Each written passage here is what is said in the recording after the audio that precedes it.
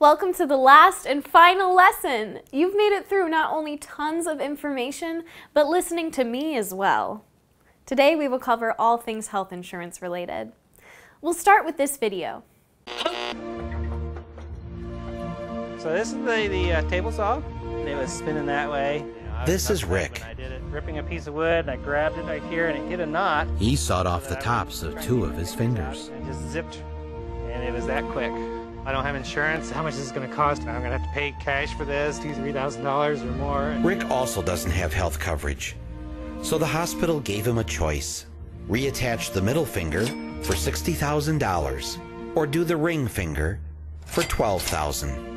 It's an awful feeling to just try to put a value on your body. Being a hopeless romantic, Rick chose the ring finger for the bargain price of $12 grand.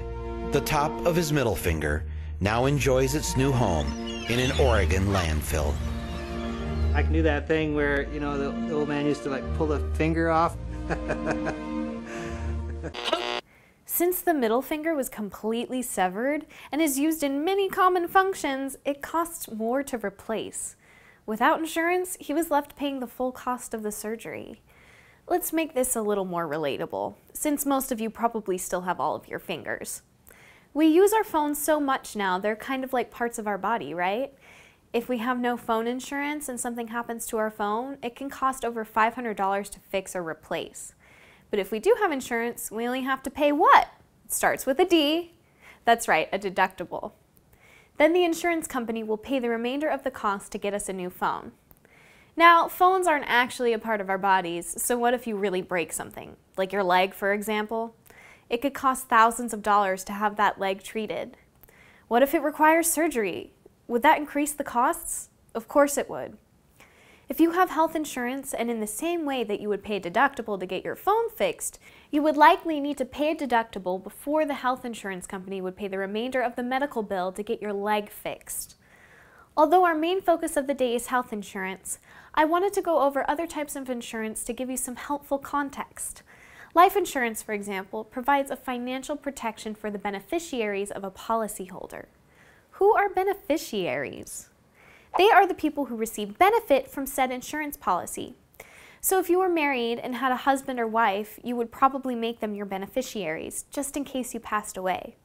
They would receive a lump sum of money so that they could pay bills and provide for themselves even though you were no longer providing a source of income for them. Now, disability insurance is insurance for your paycheck, meaning that it provides income over a period of time when a person is ill, injured, or disabled and is unable to go to work. If you work hourly and you don't show up for work, you're not getting paid. And if you don't get paid, things can get serious pretty quick. And this brings us back to the main attraction, health insurance. Health insurance is what provides protection against financial loss caused by illness or accident. Health insurance helps you pay doctor's office and medical bills. Did you know that medical bills are a top cause of bankruptcy? Now, as we discussed in the last lesson, there are different ways that people manage risk. Some of us are more willing to accept risk while others are more prone to avoid it. Risk exists in everyday life. Remember that insurance is a way for us to reduce and share risk. You work very hard to save your money for your goals and for things that are important to you. Health insurance is in place so that you don't have to drain your savings, borrow money from your family, and assume a financial burden in order to pay your medical bills. The average American family pays thousands of dollars on health insurance policies each year. It can get pretty expensive. So as we discuss costs for health insurance, note that costs add up from many sources beyond premiums and deductibles. There are separate costs for doctor's office visits, emergency room care, diagnostic tests, lab services, and surgeries. There are also additional expenses for prescription drugs and emergency medical transportation. We can see how quickly a bill from the hospital will add up. Now, hospitals are required by law to treat everyone who seeks medical care in an emergency room. So both you and I pay to treat anyone who is uninsured. Why, you ask? Have a heart, guys, come on. People would die. So we've decided as a country that we'd rather see people live than die just because they can't afford emergency medical care services. Actually, 1 in 7 people don't have health insurance. So the public ends up spending tens of billions of dollars in unpaid medical bills for the uninsured each year. Switching gears, let's take a closer look at how health insurance is paid for. The first layer is made up of the premium and the deductible. The premium is the monthly payment that you make. This starts out very similar to home and auto insurance. The insurance company collects premium payments from thousands of people each month so that they can use the money to pay out policyholders when they file a claim and are in need. The deductible is the amount the insured person must pay to the provider before the insurance plan covers any portion of the cost. The second layer of payments are made up of the co-payments and co-insurance. Have you heard of a co-payment before? It's a preset amount that you agree to pay before receiving service, such as a $35 per visit doctor visit. Maybe you've seen your mom, dad, or friend make a co-payment to get medication, or even paid for one yourself. Co-insurance works differently. It is paid as a percentage of the bill. For example, let's say the insurance company will cover 70% of a medical bill, and you get into an accident that costs $1,000. Per the agreement, the insurance company would cover $700 and you would only have to pay $300. The third and final level is the out-of-pocket maximum, which is the maximum amount that you will pay in any given year. So if you add up all of your deductibles, co-insurance, and co-payments, and you've reached your out-of-pocket maximum for the year, then the insurance company will take care of the remainder of those costs completely. The 2016 out-of-pocket maximums for any marketplace plans are $6,850 for an individual plan and $13,700 for a family plan. Now let's talk about how to obtain health care. There are 4 main ways. 50% of people obtain health insurance coverage through their employer. In this situation, a majority of the cost is paid by the employer. The remainder would come out from your paycheck through a payroll deduction. 30% of people obtain their health insurance coverage through the government, and this is provided through Medicaid or Medicare. So what exactly is the difference between Medicare and Medicaid? Medicare is a federal program that provides health coverage if you are 65 years of age or older, or if you have a severe disability. Your income is not a factor in determining if you qualify for Medicare, though it is a factor in determining if you qualify for Medicaid. Medicaid is a combined state and federal program that provides health coverage for those who have a low income. There's also a specific children's health insurance program offered through Medicaid that is known as CHIP. It's comprehensive coverage for children that you can apply for throughout the year. SNAP and TANF are 2 additional programs which you may have heard referred to as food stamps. These are welfare services which help to supplement the nutritional and dietary needs for families that struggle to afford food. Now, the third way that you're able to access healthcare coverage is by obtaining it yourself.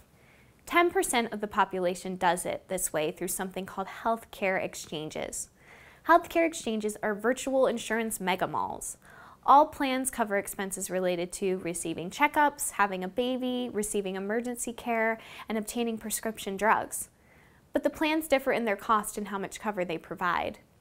They are grouped into 4 metal levels: bronze, silver, gold, and platinum.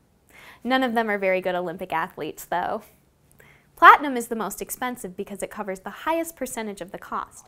You can see that both the gold and platinum plans do not require deductible payments to receive payout of insurance benefits, but they also have the highest premiums. The bronze plan has the lowest premium, but also has a high deductible and covers the lowest percentage of the cost. So you would want to be sure to keep money in savings to cover the cost of any deductible and co-insurance payments that may be necessary for you to pay in the case of an emergency. The silver plan also has a less expensive premium, though it has separate deductibles for medical and prescription drugs, and it's the only plan that offers cost-sharing subsidies. What's a subsidy, though? A subsidy means that someone is helping you pay for something and not expecting repayment. It's oftentimes the federal government who is subsidizing you. So if you do not qualify for Medicaid, you may still qualify for a subsidy if you are within 400% of the federal poverty level.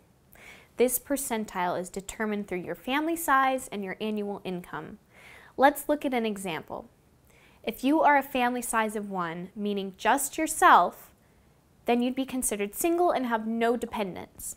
In this scenario, if you were making $11,000 per year, then you would be at 100% of the poverty level.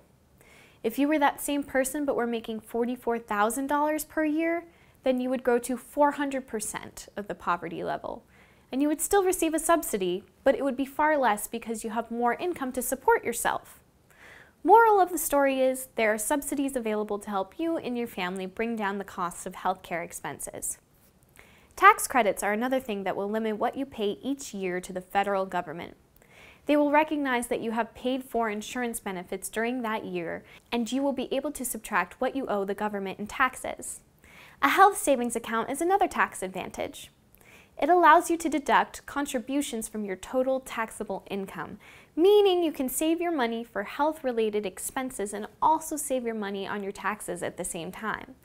The final path to healthcare really isn't a path at all. It's opting out, which means you're deciding not to purchase any insurance at all. 10% of people choose to go this route, though there are consequences. These consequences consist of paying a fine when you file taxes. The fine would either have to be paid per person in your household or as a percentage of your income. If you paid the fine per person, it would be almost $700 per adult and just about $350 per child under 18. So $2,085 total. If you paid as a percentage of your income, it would be 2.5% of your household income, which can be up to the cost of the national average of a bronze plan. So essentially, the fee would be the price of a plan without receiving any of the benefits.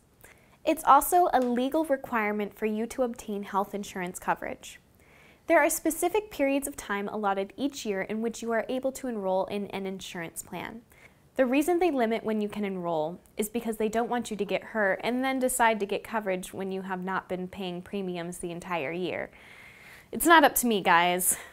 Enrollment periods traditionally last from November 1st to January 31st.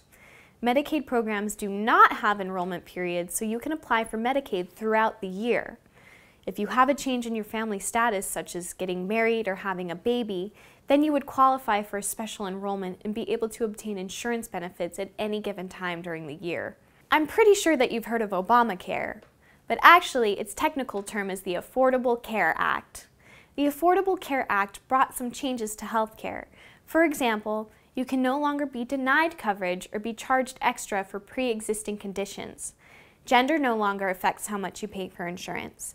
And you're able to stay on your parents' policies until the age of 26.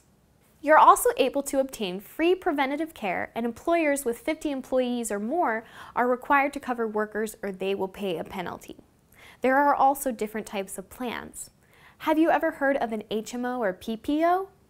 An HMO is Health Maintenance Organization. Bet you thought you heard the last of those acronyms, eh? An HMO is cheaper than a PPO, and it requires that you stay within the network, meaning that it limits what doctors you can and cannot see. A PPO is a Preferred Provider Organization. It's a more expensive plan because it has a more extensive network of what doctors you can see, and it does not require a referral to see a specialist. So let's say, for example, that you needed to see a dermatologist. If you were in an HMO plan, then you would have to go to your primary care physician to obtain a referral before going to see the dermatologist. But if you were in a PPO, you could go straight to the specialist. The Affordable Care Act was signed into law back in 2010 and made it so that it would be a federal law that all persons would have mandatory minimum health insurance coverage. Now a fun little lesson in political science. The states disagreed with the federal government and went further by saying that it was unconstitutional. Therefore, they appealed the ruling to the Supreme Court. The Supreme Court decided that each state could decide for themselves if they wanted to expand Medicaid or not. A majority of states decided to adopt the expansion of Medicaid in their states, though there are a number of states that did not. Medicaid is now both a federal and a state program, meaning the costs are shared. The Medicaid expansion made it so that if you are at 138% of the federal poverty level and below, then you would qualify for coverage and receive the health insurance benefits. Look how well-rounded you guys are getting. I'm so proud of you. Also, it's important to remember to take care of yourselves. Eat well and exercise if you have the time and resources. That will be much more beneficial in the long run. That's it, everyone. We did it! Please ask your teacher if you have any questions or concerns.